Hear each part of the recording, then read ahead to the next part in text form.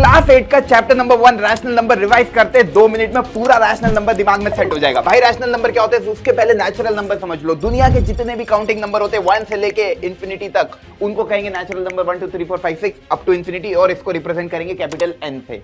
इसी natural number के डब्बे में 0 और आ जाएगा तो उसको कहेंगे whole number represented by W.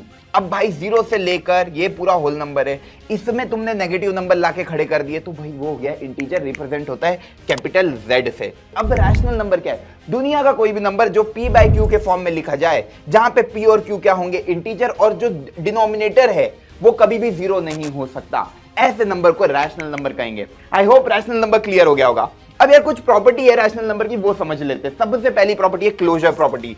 Closure property क्या किया, दो रैशनल नंबर मैंने लिए, उन दोनों को जोड़ा तो क्या उनका रिजल्ट भी रैशनल नंबर आ रहा है? बिल्कुल आ रहा है। तो एडिशन में क्लोजर प्रॉपर्टी फॉलो होती है।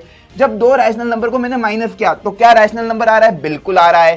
तो यार सब्ट्रैक्शन में भी क्लोजर प्रॉपर्टी फॉलो होती है। दो रैशनल नंबर को मैंने मल्टीप्लाई किया तो क्या रैशनल नंबर आ रहा है? अरे यार 2 × 3 6 भी एक रैशनल नंबर है, तो यार भैया रैशनल नंबर आ रहा है। तो ये क्लोजर प्रॉपर्टी मल्टीप्लिकेशन में भी फॉलो होती है। पर क्या डिवाइड करेंगे तो रैशनल नंबर आएगा?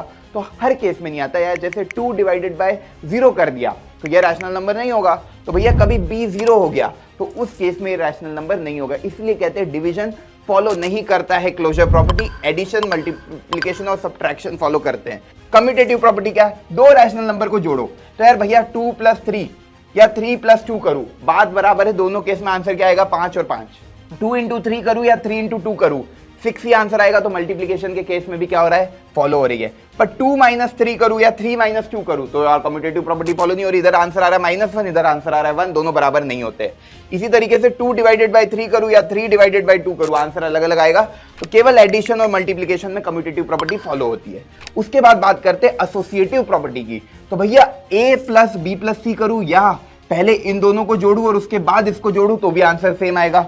सेम मल्टीप्लिकेशन में पहले इन दोनों को मल्टीप्लाई कर लूं और फिर उसके आंसर को इससे मल्टीप्लाई करूं, या पहले उन दोनों को मल्टीप्लाई कर लूं उसके आंसर को c से मल्टीप्लाई करूं, आंसर सेम आएगा। तो एडिशन और मल्टीप्लिकेशन में एसोसिएटिव प्रॉपर्टी भी फॉलो होती है, पर सब्ट्रैक्शन और डिवीजन के केस में एसोसिएटिव प्रॉपर्टी भी फॉलो नहीं होती। अब बात करते हैं डिस्ट्रीब्यूटिव प्रॉपर्टी।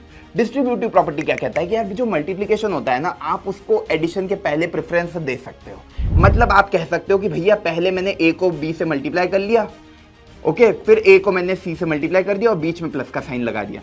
तो ये बात सेम है। सेम इधर आएगा तो आप मल्टीप्लिकेशन को प्रेफरेंस दे सकते हो सब्ट्रैक्शन के पहले। तो पहले आप a को मल्टीप्लाई कर लो b के साथ, फिर a को मल्टीप्लाई कर लो c के साथ और बीच में लगा दो माइनस का साइन। यही होता है डिस्ट्रीब्यूटिव प्रॉपर्टी।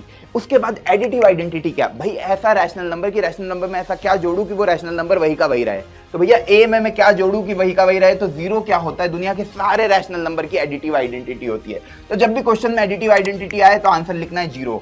मल्टीप्लिकेटिव आइडेंटिटी, दुनिया के जितने भी रैशनल नंबर है उनमें क्या ऐसा मल्टीप्लाई करूं कि वही का वही रैशनल नंबर आ जाए। तो भैया a में क्या मल्टीप्लाई करूं कि a आ जाए तो 1।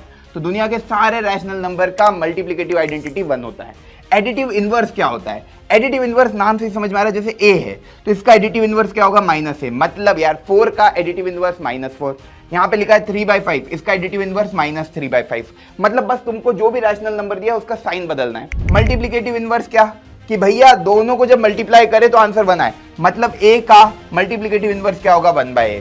जैसे 4/3 का मल्टीप्लिकेटिव इनवर्स क्या होगा? 3/4।